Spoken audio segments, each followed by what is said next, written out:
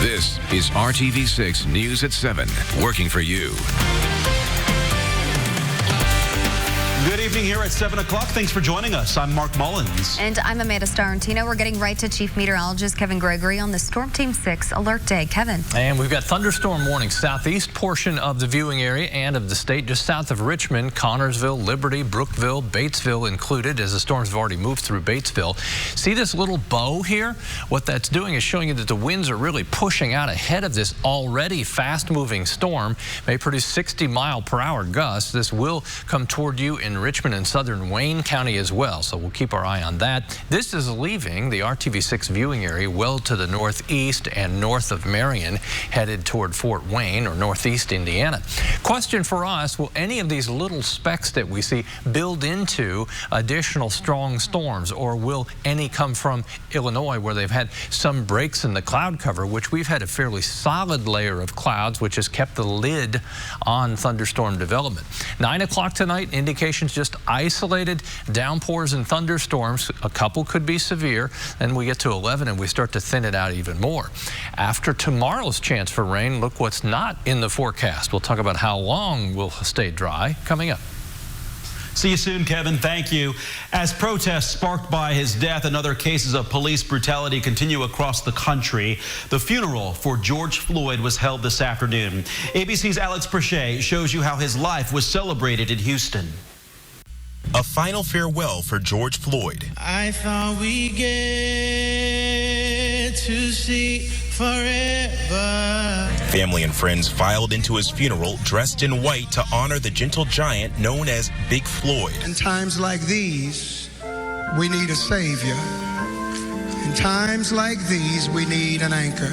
The service having all the feelings of a sanctuary in the South on a Sunday. This will be a homegoing celebration of Brother George Floyd's life. Now, you know what that means. That means foot stomping, toe tapping, shouting hallelujah, praising God. In attendance, Houston's police chief and members of Congress. George Floyd was not expendable. This is why we're here. Former Vice President Joe Biden sending a video message for Floyd's daughter, Gianna. Looking down, he's so proud of you. George Floyd, who died at the hands of police, remembered by many of those closest to him. The world knows George Floyd. I know Perry Jr. I love you, and I thank God for giving me my own personal Superman. God bless you all. Hello, my name is Brooke Williams, George Floyd's niece, and I can breathe. As long as I'm breathing, justice will be served.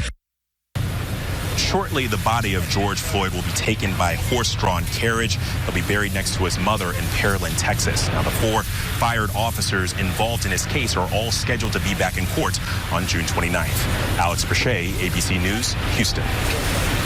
The former Minneapolis police officer accused of killing George Floyd appeared in court Monday via video. Derek Chauvin did not enter a plea.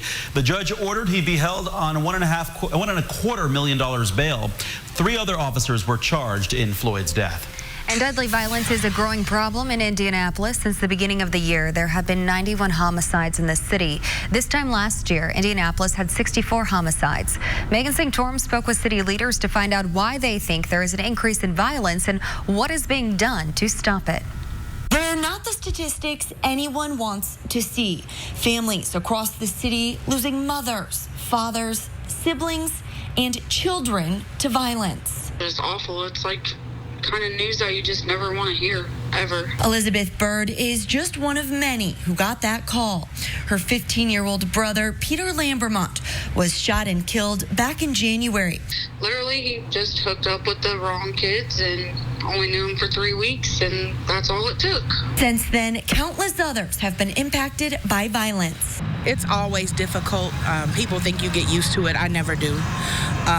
It hurts me each time like it's brand new, like I've never heard it before. The city's director of community violence reduction says the pandemic has added additional challenges as they're not able to run many of the programs they typically do and work with people face to face. We are definitely concerned about our summer months coming up. But she says work is being done. Within the coming weeks, several youth and young adult summer programs will resume. A resource fair is also being planned. The goal, to connect people with job opportunities and mental health counselors. They're also working to form new partnerships with organizations and businesses for additional programming. She says the city can only do so much, though, and she's calling on the community to do their part as well. Really want people to be patient with each other coming back out of COVID-19 restriction and to think before they act. People take life for granted too much anymore. And they really don't realize it until something like what happened with Peter happens to them. Working for you, Megan Sanctorum, RTV6. Right now, Indiana is not one of the 20 states reporting a spike in coronavirus cases, but numbers here are increasing as more people get tested. As of tonight, 2,158 people have died from COVID-19, according to the State Department of Health. There have been little more than 38,000 cases since the pandemic began. Right now, about 39% of the state's ICU beds and 82% of the ventilators are available to treat patients. Taking face coverings a step further might reduce your chances of getting the coronavirus. A group of scientists reviewed dozens of studies from around the world. One pattern shown that wearing eye coverings seemed to reduce the risk of infection from 16 to 6%. The CDC currently does not have a recommendation for eye coverings for the general public. It does recommend goggles or face shields in certain healthcare settings. The researchers say the studies show that even sunglasses or eyeglasses seem to provide some added protection. The emotional toll of the coronavirus pandemic is different for everyone. The Rebound Indiana is our mission to make sure you and your family can find help if you need it. Good Morning Indiana anchor Lauren Casey shows you how the Bowen Center is providing mental health services while adapting to our new normal. It's so important for people to have a lifeline, especially when they're experiencing this pandemic-imposed isolation. And Dr. Richard Rorold, chief psychologist for Bowen Center, says the ability to provide continuation of care for patients is critical. Thankfully, Bowen Center was already preparing to move into that virtual space, and they tell us they've been seeing successes over the past few months. And our psychiatrists, they almost took no dip at all, and now they're seeing about 5% more patients. Kurt Carlson is the president and CEO. It sounds like this has been pretty successful for you guys, getting into the homes, helping people, not necessarily face-to-face, but virtually. What parts of this are you guys going to continue on or take with you as we go past the COVID-19? Our psychiatrists and nurse practitioners are really finding this to be a valuable experience for them. If they have an opening in their schedule, they're taking people from all around the state. Group therapy sessions have been more interactive. Outpatient show rates have increased since going virtual.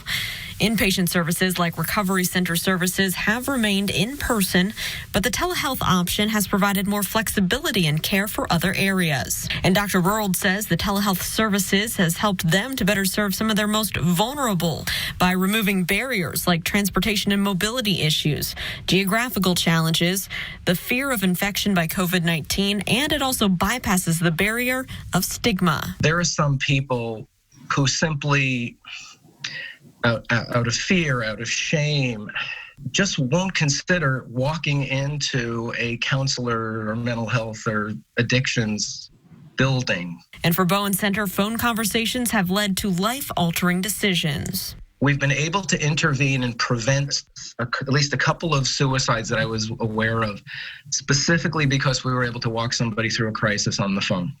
And while there are challenges to treating patients virtually, the overwhelmingly positive response to this type of care could help telehealth services become a bigger part of our new normal. How did they compare a telephonic or televideo service to a face-to-face experience? And then did they think it was beneficial? And 80 to 90% of people gave positive responses to both of those questions. Working for you, Lauren Casey, RTV6. If you are interested in learning more about telephonic or in-person services through the Bowen Center, you can find more info on our website, theindychannel.com/rebound. And Ivy Tech Community College says it will offer 10,000 Hoosiers free classes and job training to help get people back on their feet following the COVID-19 crisis. The free classes and training courses will cover a variety of subjects and job fields. Ivy Tech says it will help thousands of Hoosiers take the first or next step toward earning their degree or certificate. The free classes and training courses are for Indiana residents only. You can find out more info at our website, theindychannel.com. Still ahead here tonight, there is a reason the Pacers call him the president. Our day first talks to the man who is making a big impact away from the sports arena. But first, a local organization helping thousands of kids with clothes and school supplies is in need of a new building. What's next for the nonprofit and how you can help. 6 working together, working for you. This is RTV6 News at 7, working for you. Welcome back. Right now, a local nonprofit that helps thousands of Hoosier kids needs your help. The Assistance League of Indianapolis can no longer operate in the building they're in. Our Kelsey Anderson has details on how you could help. The Assistance League of Indianapolis serves more than 3,500 kids every single year, giving them hygiene kits, clothes, shoes, and coats. But now they need a new space to live, and they're asking for your help. Right now, the nonprofit operates out of Forest Manor Professional Development Center. Recently, the building was sold to another nonprofit. The new owner offered the ALI a space to use, but they say it just isn't big enough for everything they need. They have several different programs: Alley Bears, Alley Friends, Assault Survival Kits, and their biggest program, Operation School Bell. In the program, they serve thousands of kids, helping them to have new clothes and hygiene products every year. It's just very important. I know that this ministry will be needed even more after this virus. I think it's just very important that these kids feel really good about themselves when they have new clothes. When the kids come in to get their new clothes, they get to shop one-on-one with a volunteer and make sure all the clothes fit and they are styles they like. They are looking for a space approximately 12 to 15,000 square feet to operate in. If you know of a place like that they can utilize, head over to theindychannel.com for information on how to reach them. Working for you, Kelsey Anderson, RTV6. Thunderstorms with damaging wind potential have already moved through Connorsville. They're going through Brookville as well. Liberty and Richmond. Heads up. We'll have more details on that and what's ahead for the rest of the night. This is going on my wall at home. Welcome back. According to a new report from the CDC, some people should consider laying off the bleach. The agency surveyed about 500 people and found 39% admitted to using bleach and other disinfectants improperly in their efforts to stop the spread of coronavirus. Those misuses include using disinfectant to wash food. Others admit to using disinfecting sprays on their bodies and skin. The CDC warns against doing any of these things. They could actually make you very sick. Kevin. Right back toward Richmond, Connorsville, Brookville.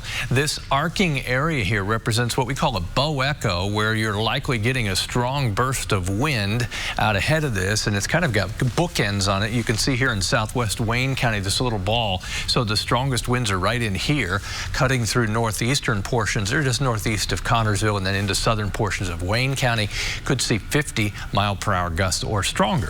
What you don't see is a lot of additional development to the south and west. That's good news. I think our severe weather threat will be diminishing as we go through the next couple of hours. Once the sun sets, that should be the game changer as far as any additional development. And you can see the core, the circulation of what used to be Cristobal is now into Wisconsin and northeast Iowa, pushing away. As that moves away, then our threat will slowly diminish. And during the day tomorrow, a cold front will arrive that may produce a couple of strong storms. There's the veil of clouds that really helped us out today. We did not see much of this, breaks on the cloud cover. If we did, that would help heat things up. And with all the humidity that we had, today's been our most humid day so far this year. That could rapidly build some thunderstorms, but that hasn't happened. You can see the impact on temperatures. Lower 70s from Columbus, then it goes into the 70s still, but upper 70s, Connorsville and Richmond. Well, it's 82 in Bedford, 81 in Terre Haute.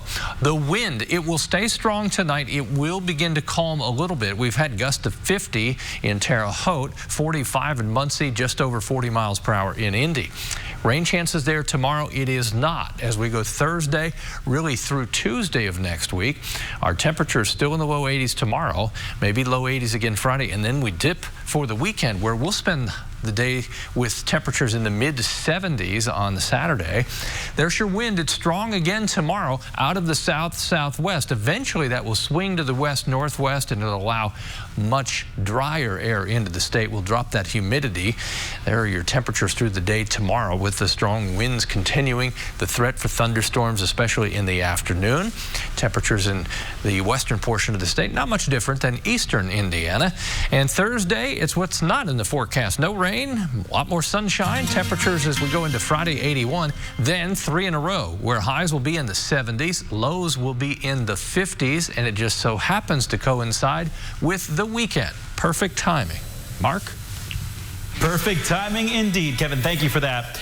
The Pacers and the rest of the NBA are expected to resume their season July 31st, but right now the team is thinking about social justice, and the Pacers are following the impassioned voice of Malcolm Brogdon. He was named after Malcolm X, and as sports director Dave First shows you, he has been the Pacers president of change. Voices are coming from all around the country, some louder than others. Enter Pacers guard Malcolm Brogdon. You know, we don't have to burn down our homes. We don't have to. We built this city. His grandfather once marched with Dr. Martin Luther King, and growing up in Atlanta, no one was called to action any quicker there. Learning that, for me, was as important as learning math and science. That's sort of how it was more important for me. He's appeared on any number of TV shows since, and back in Indy, Pacers president of basketball operations Kevin Pritchard is listening and learning. I'm watching and talking to Malcolm Brogdon every day, and he is a superstar. On the court, Kevin knew exactly what Malcolm would bring when he was signed last offseason. He also had a sense what he could do often.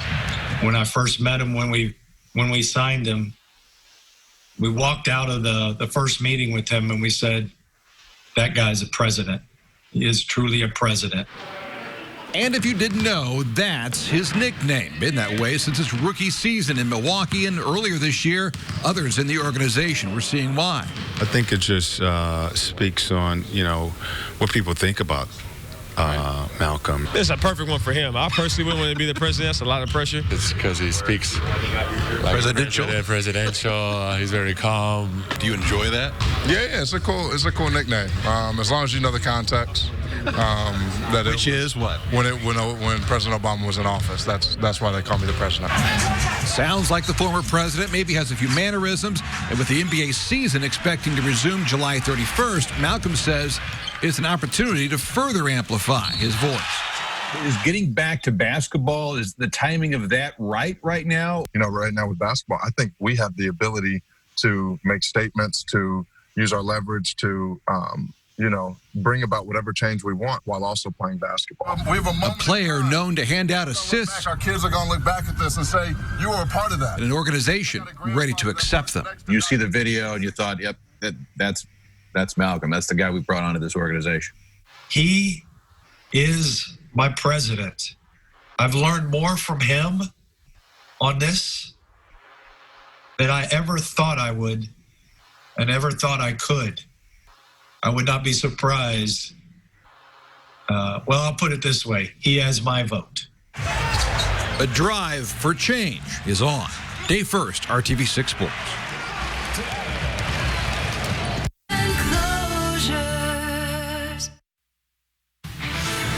Apple is working on some new technology that could bring friends together while maintaining their social distancing. It's just received a patent for software that will allow you to create group selfies without being in the same place. So friends can take their own selfies and send them to each other and then use the feature to stitch them together. Apple actually filed for the patent well before the pandemic. Look at that. You can still take a selfie.